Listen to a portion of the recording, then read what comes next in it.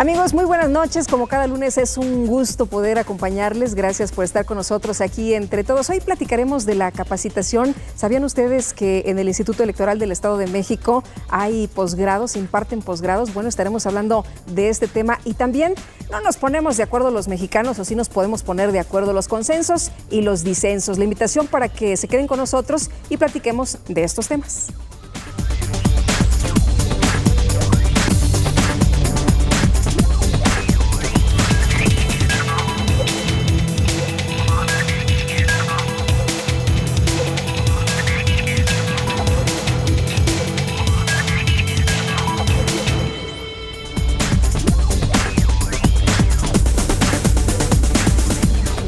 Bueno, y un gusto, como siempre, poder saludar aquí en este espacio a nuestro colaborador de Contextos, a Gustavo López Montiel, quien nos acompaña en esta ocasión. Además, también titular del Centro de Formación y Documentación Electoral del Instituto Electoral del Estado de México. Gustavo, bienvenido. Buenas noches. Gracias por estar aquí.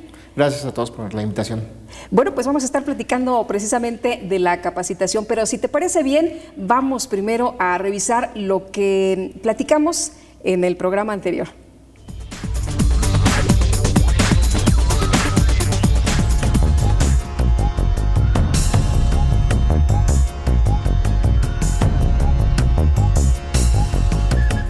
En nuestro programa anterior, el doctor Mario Cruz Martínez, profesor de la Maestría en Derecho Electoral del IEM, platicó con nosotros sobre los derechos indígenas y su importancia para la construcción de la democracia. Efectivamente, cuando hablamos de usos y costumbres, estamos hablando de la esencia propiamente de este modelo político y de este modelo, digamos, social. Yo creo que lo que tendríamos que plantear es más bien cómo coordinar efectivamente esta realidad que tienen las comunidades indígenas dentro de un ámbito más amplio que es justamente el del Estado mexicano. Los pueblos indígenas reflejan claramente un espejo de la arbitrariedad del Estado mexicano. Un indígena y uno indígena son iguales, claro. Sin embargo, lo que a veces se requiere es que el sistema legal pueda reconocer una forma diferente para que el indígena pueda ejercitar un derecho. Yo creo que hay diferentes actores. Las universidades hemos logrado establecer una agenda que afortunadamente muchos actores políticos han compartido. El consejero presidente del Instituto Electoral del Estado de México, el maestro Jesús Castillo Sandoval, nos explicó por qué es fundamental la interpretación de la ley en materia electoral. La ley se aplica cuando existe una controversia o existe alguna disputa entre partes que requieren que una autoridad determine lo que dice la ley. La Constitución señala criterios o paradigmas para interpretar la ley y en materia penal prohíbe aplicar analogía o juicios lógicos. En materia electoral, el artículo 2 del Código establece que el Código Electoral se interpretará de acuerdo al criterio gramatical, al sistemático y al funcional. Dice la Constitución, es derecho de los ciudadanos votar y ser votados. Votar significa crear una serie de instrumentos para hacer efectivo este derecho. La interpretación de la ley es muy complicada y es muy difícil, precisamente porque cada persona en su subjetividad estima que la ley dice lo que él quiere.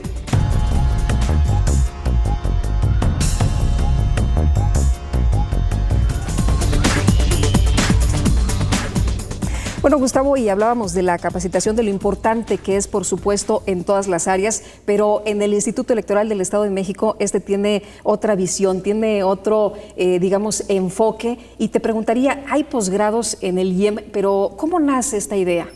Bueno, lo que pasa es que dentro del propio Código Electoral que da sentido a las actividades del Instituto, hay principios a partir de los cuales se realizan las actividades.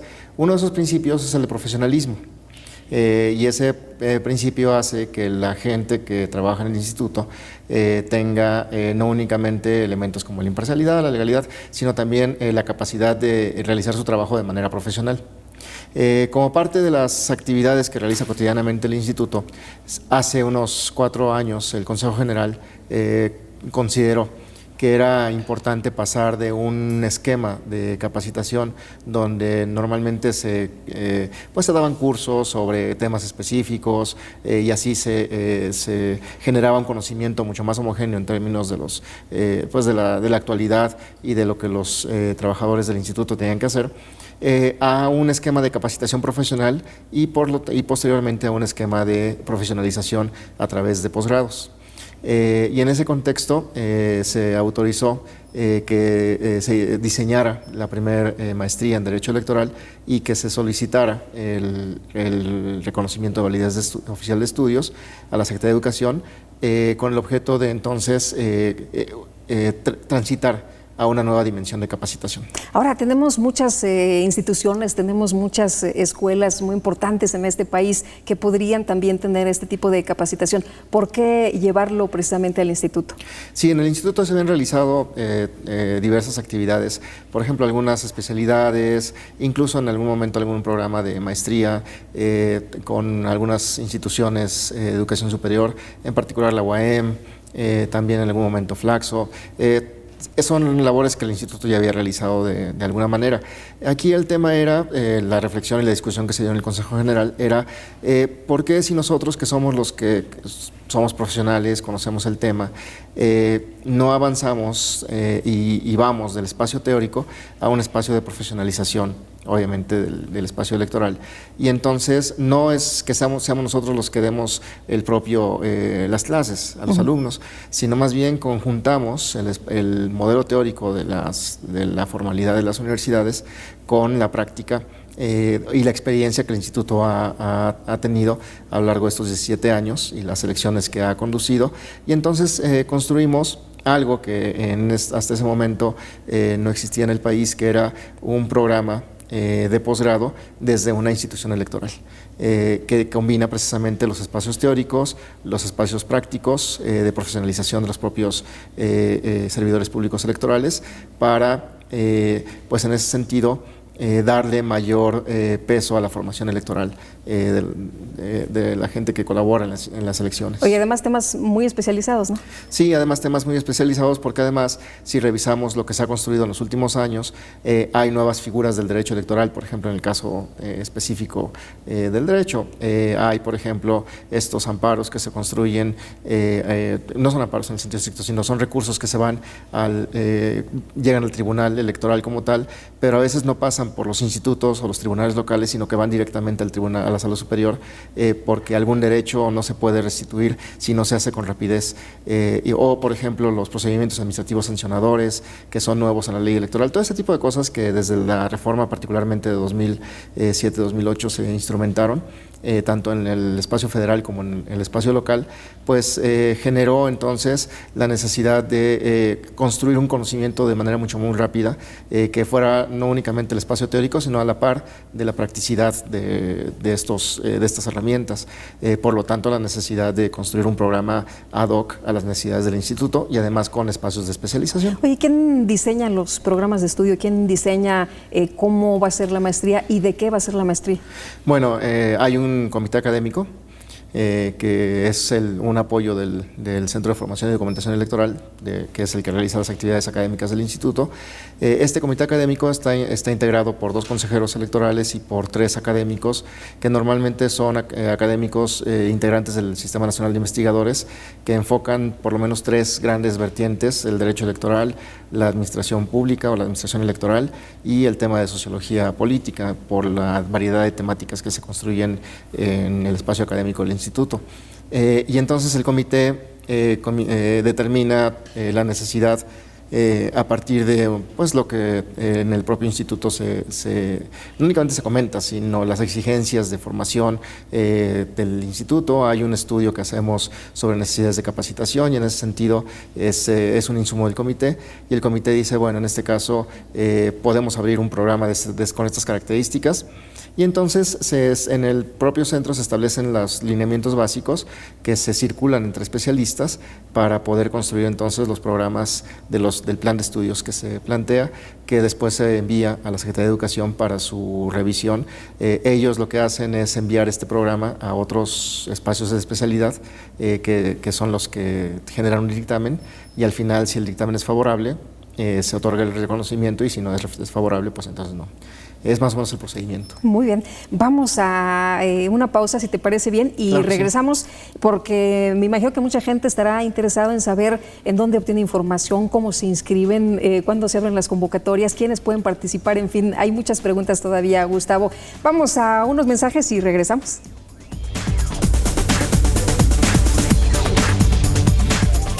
En el marco del Seminario Permanente, Partidos Políticos y Sistemas Electorales, que conjuntamente organizan el Instituto Electoral del Estado de México y la Facultad de Ciencias Políticas y Sociales de la Universidad Autónoma del Estado de México, el doctor Héctor Tejera Gaona dictó la conferencia magistral Cómo se forma una nueva cultura política, redes clientelares e identidades en la Ciudad de México, en la que mostró un estudio mediante el cual analiza la formación de grupos organizados debidamente identificados y su comportamiento en los procesos electorales.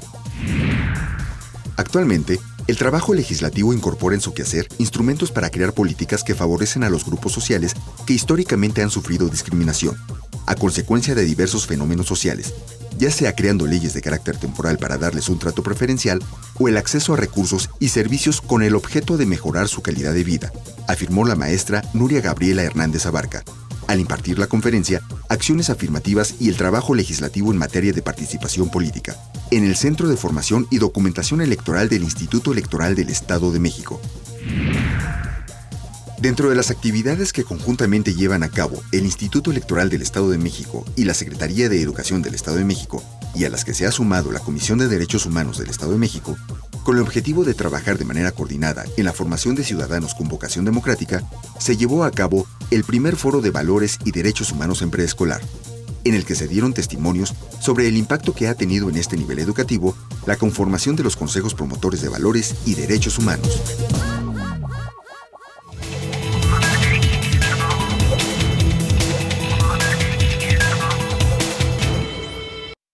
Gracias a tu participación y confianza, el Instituto Electoral del Estado de México cumple 17 años de vida institucional, trabajando con los mexiquenses para fomentar la práctica de valores y construir día con día una mejor ciudadanía. En el IEM celebramos 17 años en los que, con tu apoyo, hemos organizado, desarrollado y vigilado 12 elecciones en la entidad más poblada del país. IEM, Instituto Electoral del Estado de México. Detrás de tu voto, hay buenas noticias. Un programa del Instituto Electoral del Estado de México.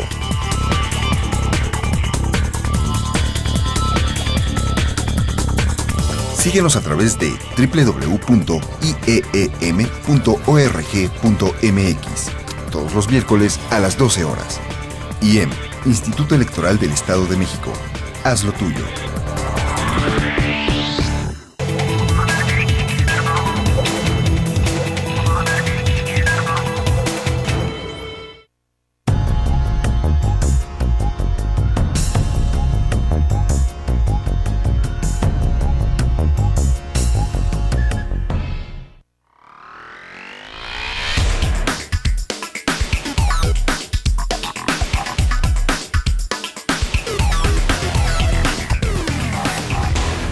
Que no puede ser posible que tú estés acudiendo a un órgano, tengas todos tus documentos en regla y si la gente no está capacitada, no, de nada sirve. O sea, tienen que estar realmente capacitadas.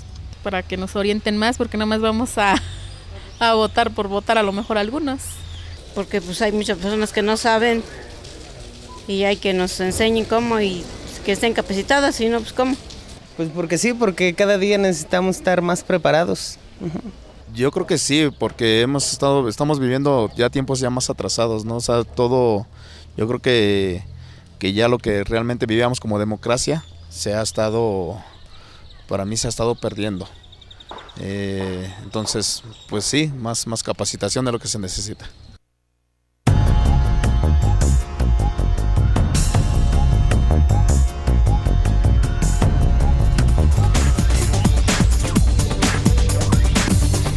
Bueno, y tienen razón nuestros amigos que participan en La Voz para pues hablar de estos temas y sumarse a platicar entre todos. La capacitación es sumamente importante, cada vez exige la ciudadanía personas más preparadas, sobre todo en estos institutos que son tan importantes para la democracia del país, Gustavo.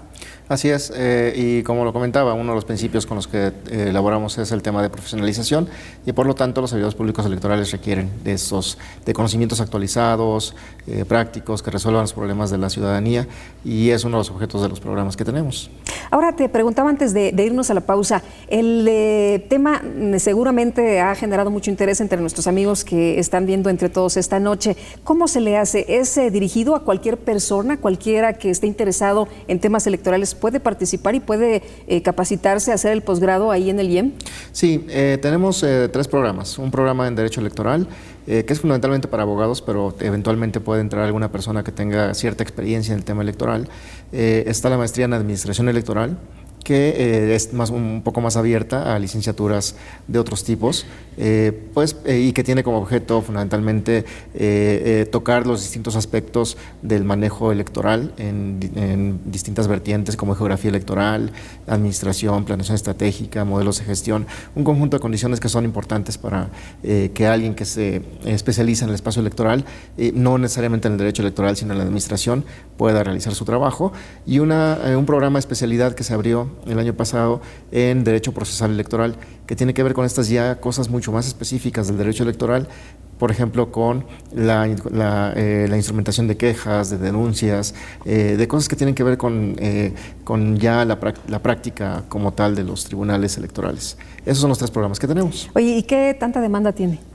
Bueno, el programa de Derecho Electoral tiene una demanda un poco más amplia. Tenemos 4 generaciones hasta ahora. Las primeras 2 fueron fundamentalmente de servidores públicos del Instituto Electoral.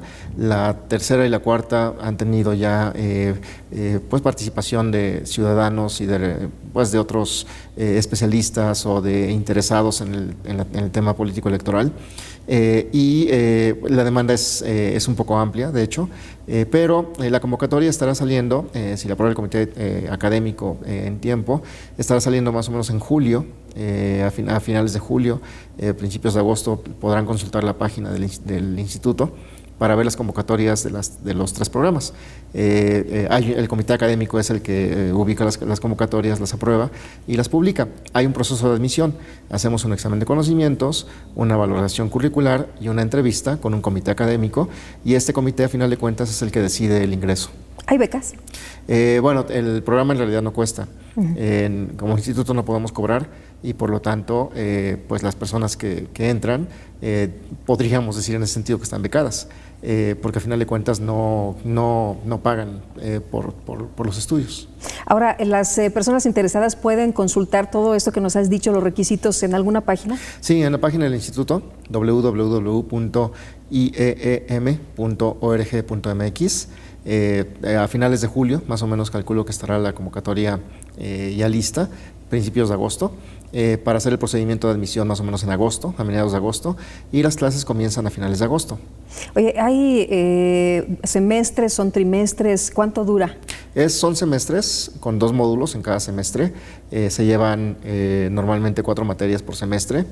Las clases normalmente son en las tardes, de 5 a 9 de la tarde, o los sábados de 9 a 1. Depende del tipo de maestría. Por ejemplo, el derecho electoral normalmente, aunque cambia a veces por las materias, tiene clases viernes y sábados. Administración electoral tiene clases los viernes y sábados también, aunque a veces los lunes. Y la especialidad normalmente martes y jueves. ¿Cuáles son las ventajas de que el Instituto Electoral del Estado de México tenga sus propios posgrados? Bueno, una de las ventajas es que podemos, en el espacio electoral como tal, no únicamente saber los conocimientos teóricos, sino también compartir las experiencias con todos los integrantes de la maestría. Muchos de ellos son funcionarios electorales, muchos de ellos trabajan en las representaciones de los partidos políticos, algunos son ciudadanos, otros han trabajado como vocales en los procesos electorales del instituto. Entonces todo eso genera una dinámica de participación y de compartir experiencias muy importante.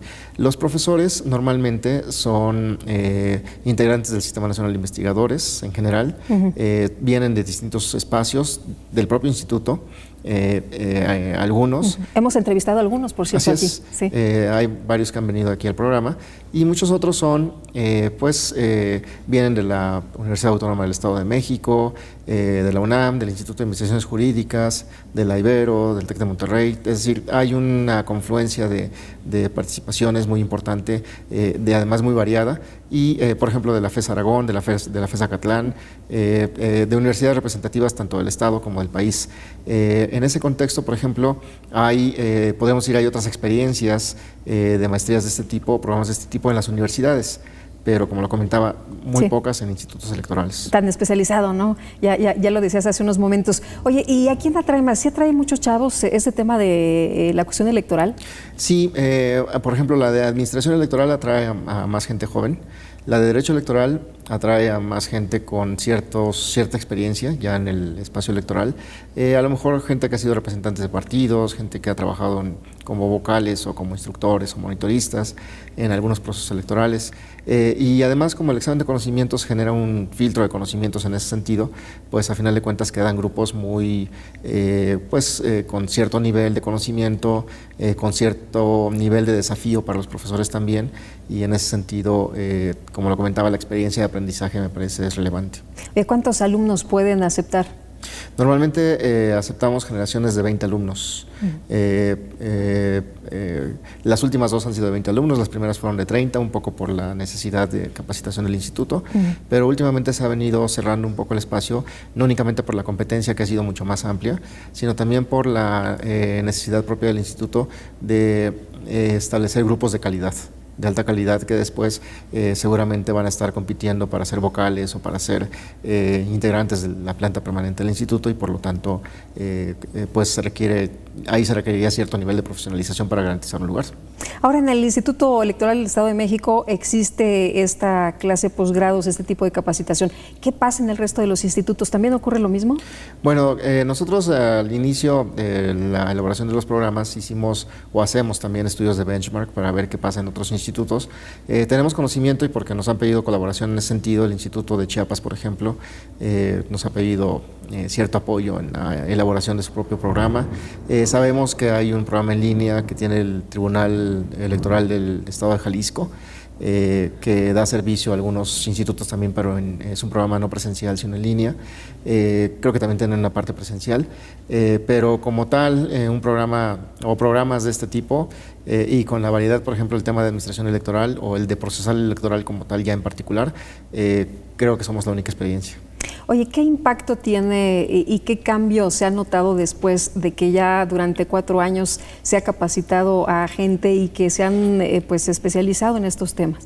Bueno, se puede ver un poco en el trabajo, por ejemplo, en las áreas ya en particular, en la forma en la que se procesan los temas, en la forma en la que se prevén ciertas otras temáticas.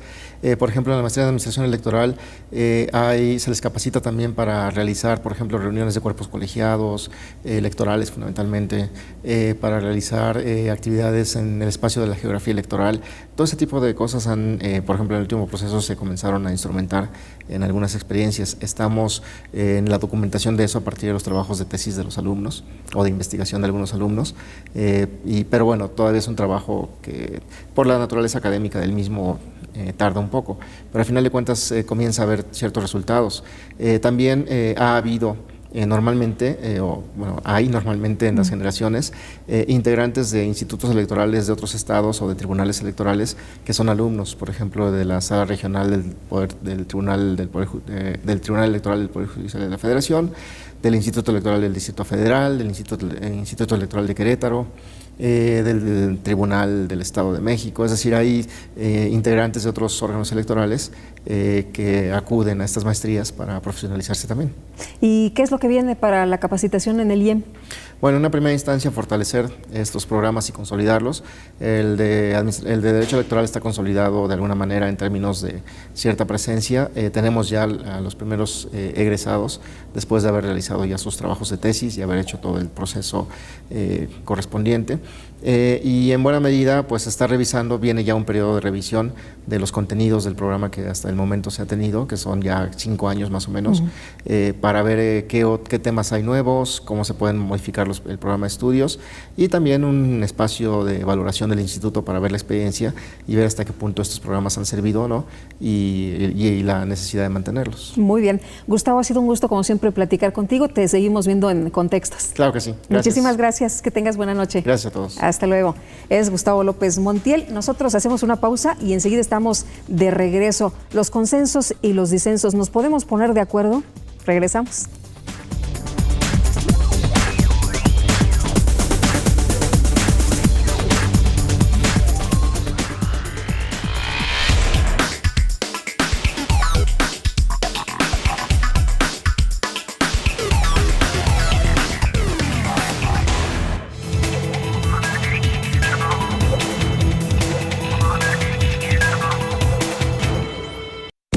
Gracias a tu participación y confianza, el Instituto Electoral del Estado de México cumple 17 años de vida institucional, trabajando con los mexiquenses para fomentar la práctica de valores y construir día con día una mejor ciudadanía. En el IEM celebramos 17 años en los que, con tu apoyo, hemos organizado, desarrollado y vigilado 12 elecciones en la entidad más poblada del país. IEM, Instituto Electoral del Estado de México. Detrás de tu voto hay buenas noticias. Un programa del Instituto Electoral del Estado de México.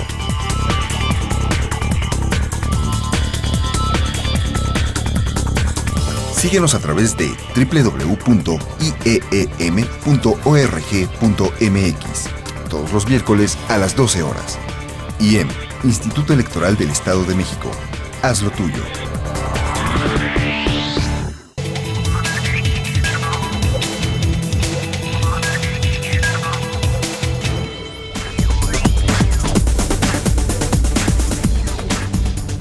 Estamos de regreso y tengo el gusto de presentarles esta noche. Ya ha platicado con nosotros en algunas ocasiones de otros temas, pero hoy consensos y disensos, el doctor Igor Vivero Ávila, que es catedrático de tiempo completo en la Universidad Autónoma del Estado de México, en la Facultad de Ciencias Políticas y Sociales. ¿Cómo estás, Igor? Qué gusto tenerte por aquí. Bienvenido, Gracias, muy Lupita. buenas noches. Buenas noches. Además de un tema que nunca pasa de moda, este asunto de nos ponemos de acuerdo o no nos podemos poner de acuerdo, los consensos y los disensos en este país. A ver, explícanos. Se dice que no podemos estar solamente hablando de consenso, ni tampoco podemos estar hablando de disenso. Leía algunas frases y algunos datos de que tienen que convivir justamente los dos, porque sin uno, pues en el otro la democracia en realidad no vale la pena, ¿no? Así es, como bien mencionas, dentro de la democracia hay procesos. Dentro de estos procesos el consenso es uno, los acuerdos políticos, la negociación, pero también el disenso es parte de la democracia. De hecho, hay un libro de un politólogo español, Maraval, que se titula La confrontación política. Más que disensos, él habla de confrontación. Como lo ponías en tu Twitter esta mañana. Exactamente, confrontación política. Y es muy interesante porque dice que los políticos, están compitiendo todo el tiempo en un marco democrático, pero dentro de esta competencia hay temas que pueden diferenciarlos o alejarlos, y hay otros temas que pueden acercarlos, que pueden lograr este consenso. Estos temas pueden ser ideológicos o pueden ser temas posicionales, o sea, temas que no necesariamente tienen que ser ideológicos, como podría ser el buen gobierno, que un partido dice yo busco el buen gobierno y otro partido dice yo también busco el buen gobierno, y después nada más buscarán diferenciarlos. Pero dentro de estas diferencias, una estrategia puede ser la confrontación. O sea, puede ser una estrategia política. De hecho, las campañas negativas, lo que observamos en el caso de estos inclusive lobbies que se dedican a hacer campañas negativas, no solamente en el periodo electoral, sino que también en el espacio de gobierno. Tú recordarás el caso de Clinton con el affair Levinsky. Sí, hay toda una estrategia de los republicanos mediática que tiene que ver con la confianza del presidente. Es un tema posicional, no era ideológico, sino era qué tanto le crees a un presidente que ha tenido esta cuestión. Y ahí en España, en Estados Unidos y en otros países estamos viendo ese tipo de confrontaciones, pero dentro de un marco democrático. En México mucho se ha mencionado que no nos sabemos poner de acuerdo. Los partidos políticos han sido muy señalados de que por favor ya se pongan de acuerdo, que este país no avanza porque justamente ellos son los responsables, quienes en realidad no debaten lo suficiente y no concretan reformas que le hacen falta al país. Se ha hablado mucho del Pacto por México, de este pues consenso que hay entre los grandes partidos políticos de nuestro país, y algunas voces dijeron qué bueno, por fin ya se está hablando de un acuerdo. ¿Tú qué opinas en este sentido? Mira, creo que el pacto es una estrategia que llevó el gobierno federal inicialmente y lo utilizó y logró un consenso con ciertos sectores de los principales partidos políticos, es decir, con los dirigentes de los partidos.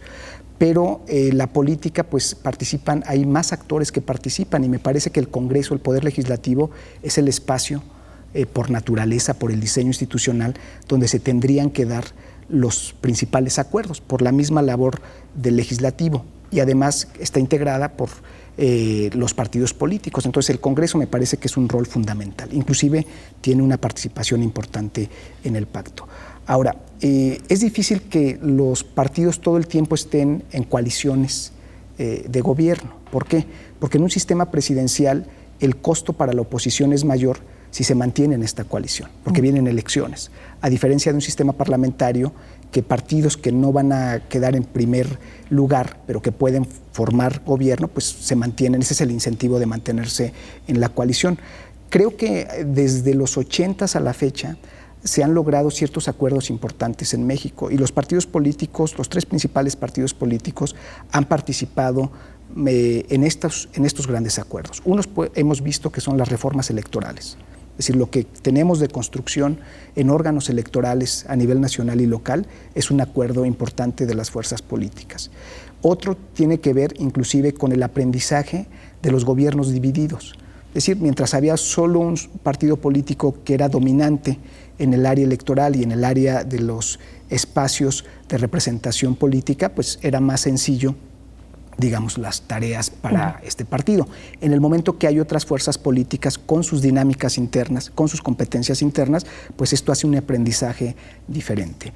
Ahora, no creo que tenga siempre que estar, o sea, el gobierno va a querer que sus políticas funcionen. O sea, cualquier primer ministro, cualquier presidente busca apoyos, pero dentro de un contexto de competencia y un contexto de democracia, no necesariamente siempre tienen que llegar a buen término las políticas de los primeros ministros o de los presidentes. Oye, pero si se busca el bien común, si todos queremos que se pongan de acuerdo para que las cosas vayan bien, ¿no se ve con buenos ojos que haya acuerdos entre los políticos, que efectivamente haya pactos, que haya avances? No, eso los hay, y además una cuestión pueden ser los avances y acuerdos que mencionas públicos, y otros que no sabemos, que además se dan en la política. ¿Te refieres a los oscurito? Pues no, le llamaba ahora ¿Concertación? No, le llamaba la caja negra.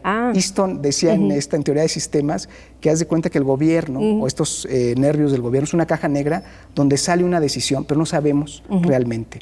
Y el reto de la rendición de cuentas está en clarificar, en alumbrar esta caja negra, ¿no? En saber cómo se están tomando las decisiones. Es muy complicado que la clarifiquemos al 100%.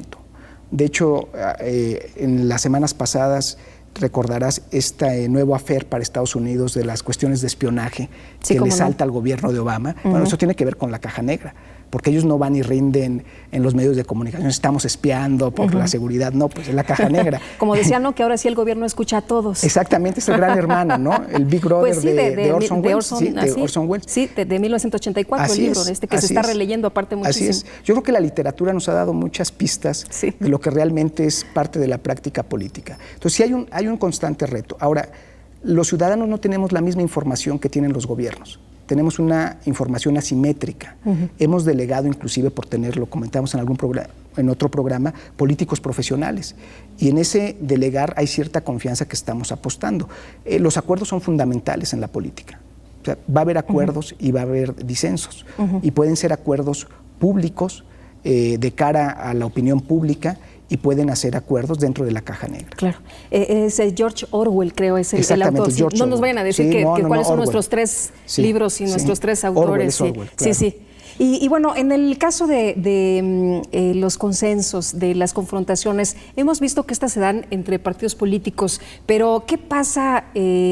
¿Cómo deben de ser? También hay participación ciudadana. El consenso debe ser del gobierno con la sociedad, de los políticos con los políticos, de los políticos con el gobierno, de todos con la sociedad, ¿o cómo debe ser esto? No, lo que pasa es que hay varias vías. Los ciudadanos tienen una vía con los políticos y esta vía se reafirma más en las elecciones, ¿no? Cada 3 años, cada 6 años, en el caso de nuestro calendario, los políticos van a que les refrendemos ciertos apoyos. Ahora, dentro de los 2 años o los 5 años que no están en la boleta electoral y que no van a darnos la cara tan directamente, hay un proceso importante y puede haber ciertos temas que detonen el interés de los ciudadanos. Hay temas ahora que hemos visto en las redes sociales donde se vuelve más activa esta red o estos cibernautas sobre, no sé, cuestiones de corrupción y están más involucrados, pero también puede haber temas como lo que estamos viendo en Brasil en este momento y que parece que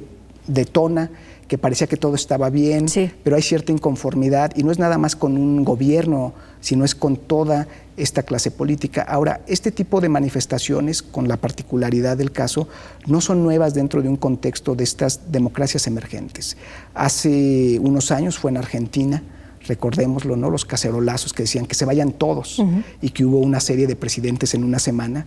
El mismo caso de Perú en el 90 que le permite a Fujimori entrar por la puerta no la política institucional tradicional, sino por ser una persona que no estaba vinculada a los partidos tradicionales, se le abrió la puerta con todas las consecuencias que hubo después. Y entonces son como momentos en que cierta ciudadanía hay como un hartazgo en la política. Y eso sí es peligroso, sobre todo para los sistemas democráticos. Porque si no es un sistema democrático, pues hay otras formas de organizarnos políticamente que han tenido un costo político, social e inclusive a la humanidad muy alto, que han sido los totalitarismos, las dictaduras. Entonces me parece que ahí sí son llamadas de atención importantes, sobre todo para las instituciones que están administrando el poder, los partidos políticos. Si te parece bien, regresamos con más de este tema, pero ya que estamos hablando de libros, vamos a los contextos.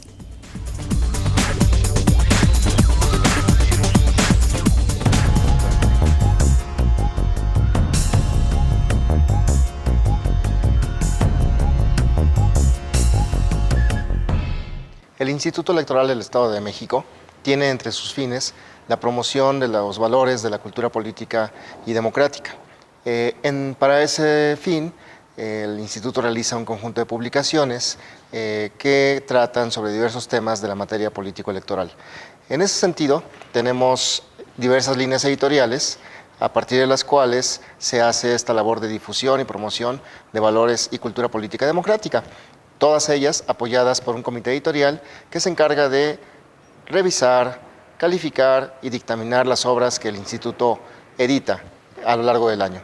En esta ocasión tenemos un libro que puede ser del interés de los ciudadanos mexiquenses y de la ciudadanía del país en general, que se llama Participación y Resultados Electorales en el Estado de México 1996-2012. Es un libro cuyo autor es Juan Carlos Villarreal, quien es actualmente consejero electoral en el Instituto Electoral del Estado de México. Este libro es un esfuerzo de sistematización y análisis de información electoral desde 1996 hasta 2012. Este libro recoge la información electoral a lo largo de todos estos años y la desagrega a partir de distintas lógicas de integración, como por ejemplo elecciones en los municipios, elecciones en distritos, en las distintas configuraciones territoriales que se han dado a lo largo de estos años, en elecciones para gobernador, elecciones para presidentes municipales, elecciones para diputados locales, también en distintas vertientes, además de las elecciones extraordinarias y un conjunto de elementos que se reúnen en esta obra. Este texto puede ser de relevancia para muchos ciudadanos que están interesados en saber cómo ha evolucionado la participación electoral en el Estado. Y no únicamente eso, sino también para obtener algunos elementos que ayuden a explicar por qué en algunos momentos la ciudadanía apoya a un partido o por qué la ciudadanía en otros momentos decide votar más o decide votar menos. Y en ese sentido, este libro aporta un conjunto de información que puede ser relevante para la comprensión de los estudios electorales en el Estado de México en el periodo referido. Pero no únicamente eso, sino también para poder ubicar en el tiempo futuro posibles proyecciones sobre cómo la ciudadanía cambia, no únicamente sus preferencias, sino también su sentido de participación. Además de esta obra, existen en el Centro de Formación y Documentación Electoral del Instituto Electoral del Estado de México otros textos que pueden ser de relevancia y les invitamos a que acudan a la sede del instituto, a la biblioteca, para que puedan ahí consultarlos y además obtener estas obras que son gratuitas. Muchas gracias.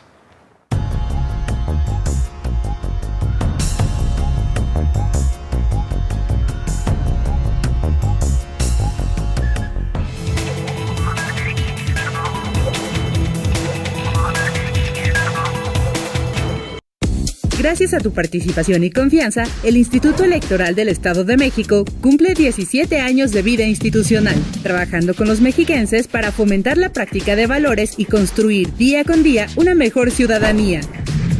En el IEM celebramos 17 años en los que, con tu apoyo, hemos organizado, desarrollado y vigilado 12 elecciones en la entidad más poblada del país. IEM, Instituto Electoral del Estado de México. Detrás de tu voto, hay buenas noticias. Un programa del Instituto Electoral del Estado de México.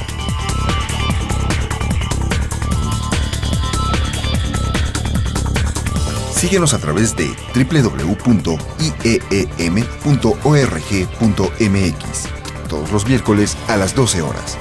IEM, Instituto Electoral del Estado de México. Haz lo tuyo.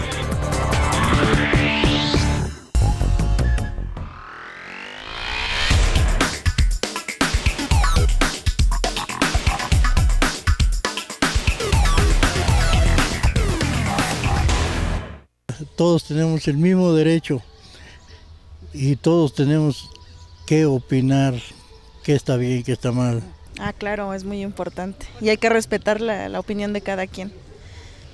Creo que de ahí viene el respeto que podemos tenerle a cada quien, ¿no? Y respetarnos a nosotros mismos. Para poder descifrar cada cosa diferente a las demás personas, o sea, todos tenemos una forma diferente de hacerlo, ¿no? Obviamente cada quien tiene un punto de vista diferente, pero yo creo que todos recaemos a lo mismo, que es pues tener el bien para nosotros como pueblo y pues tener bien para la comunidad, o sea, ver más nuestros valores y nuestros derechos. Porque va a haber más opinión, va a haber más gente abierta para opinar y todo.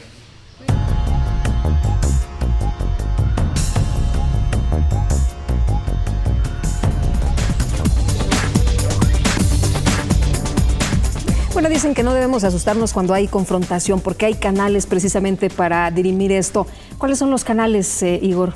Mira, un canal principal pueden ser los partidos políticos como agregadores de intereses.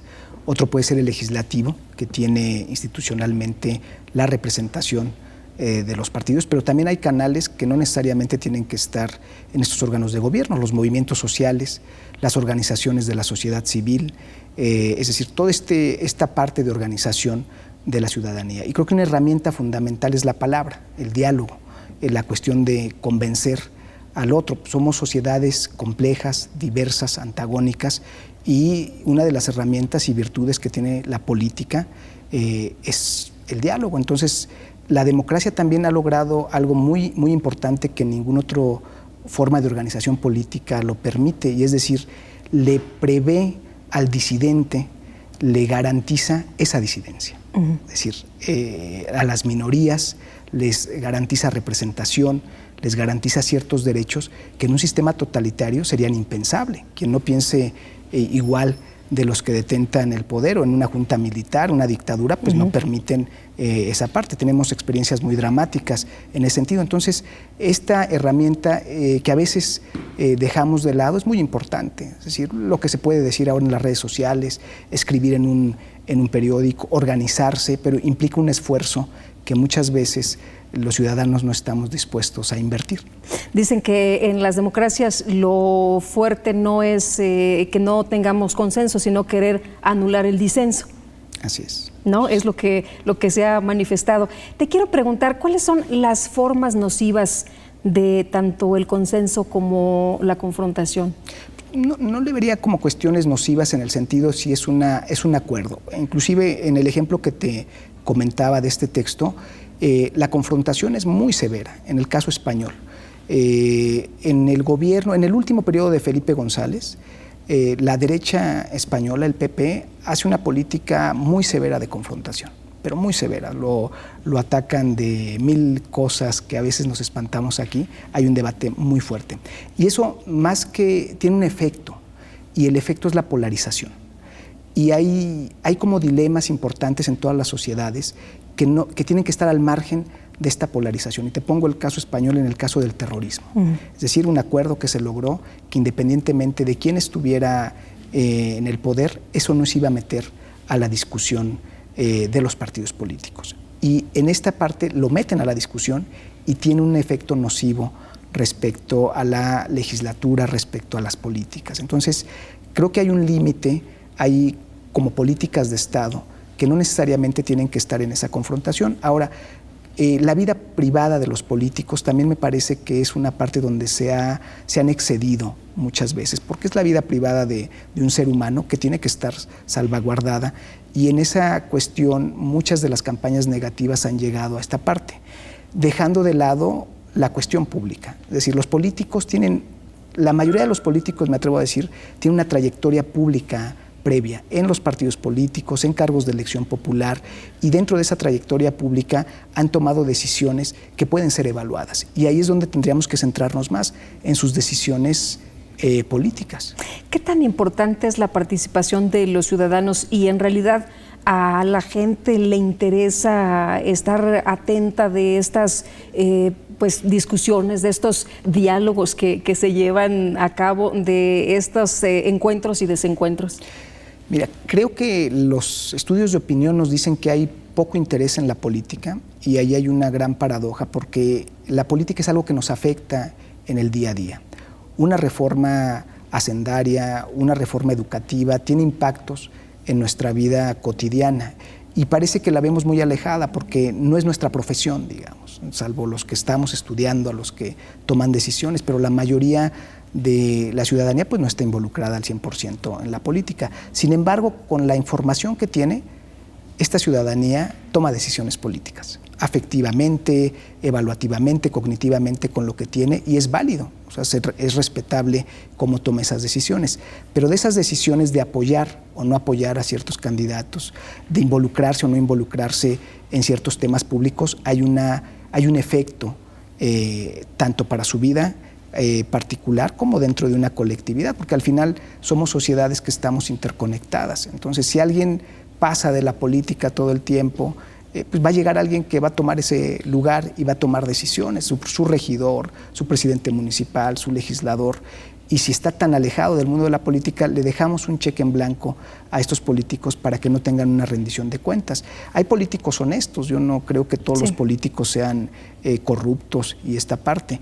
Y me parece que estos políticos honestos pues han logrado construir instituciones importantes, en el caso mexicano, no sé, el Seguro Social en sus inicios, o todo lo que fue parte de las escuela pública, con todas las limitaciones que podemos tener, porque fueron decisiones políticas. La universidad fue una decisión política de algún gobierno que dijo, oye, vamos a crear una universidad pública, ¿no? Entonces creo que hay que orientar por esa vía, pero también el ciudadano tiene que estar más atento. O sea, no puede solo ir a votar y después desentenderse de la vida política.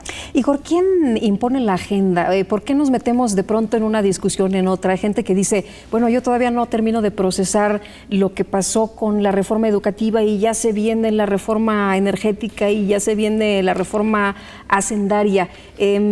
¿Cómo se conforma esto? ¿Cómo se conjunta? ¿Quién pone la agenda? ¿Son los políticos con los temas que a ellos les interesan o son los políticos con los temas que a todos nos deberían interesar?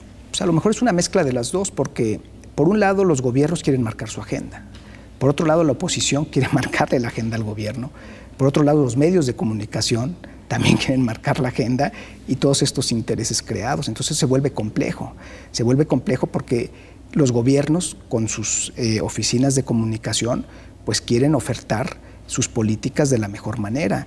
La oposición, para desmarcarse del gobierno y volverse alternativa en la próxima elección, buscará todas las fallas que tengan estas decisiones, y los medios, con la ética que les socorra, pues dirán partes de la agenda que no hemos visto en esta cuestión. Entonces me parece que por eso, en un mundo tan globalizado y con estas herramientas tecnológicas como tenemos, pues la agenda va cambiando.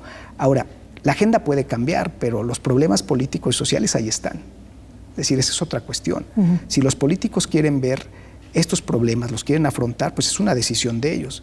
Pueden maquillarlos, pueden voltear a otro lado, pueden orientar sus esfuerzos en otra dirección, pero los problemas ahí están, ¿no? Entonces yo creo que ahí está el reto de, está bien ganar elecciones, es parte del juego democrático, pero es indispensable resolver problemas de la sociedad o los dilemas o retos que tenemos como sociedad. Por ahí nos ponías el ejemplo de Brasil, nos ponías también el ejemplo de España. Ahí nos dices, había una fuerte confrontación, se llevó a niveles muy álgidos. Sí, muy álgidos. Pero ¿nos debe asustar esto en México cuando vemos este tipo de enfrentamientos? ¿Nos debe asustar o son los canales donde se debe, o las arenas donde se debe Yo creo que realizar no nos esto? debe de asustar, ¿no?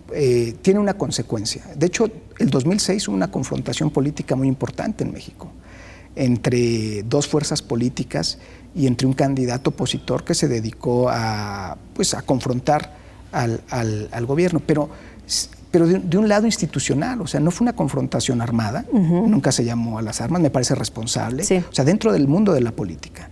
Y ahí es donde tiene que privar, porque también puede haber experiencias que hubo guerrilleras que ya no participan de las vías institucionales, no digo del caso mexicano, en los 60, pero también los tupamaros o esta parte que creían en la revolución y que implica otros efectos muy nocivos a la larga. Entonces me parece que la capacidad del político de convencer, de llegar al auditorio, de conectar con el auditorio, pues es una responsabilidad de ellos. No es responsabilidad tanto de nosotros, ellos tienen que lograr esos acuerdos. Claro. Y ahora, el buen diagnóstico que logren hacer con sus equipos técnicos sobre ciertos problemas también es un punto muy importante. Muchas de las devaluaciones o de las crisis económicas que hemos padecido a nivel regional y mundial era porque también el gobierno o no nos quiso decir toda la información o que sería más grave que no tuviera toda esa información. Entonces ahí también hay un problema de cómo se perciben ciertos problemas sociales, cómo se perciben ciertas cuestiones económicas, políticas.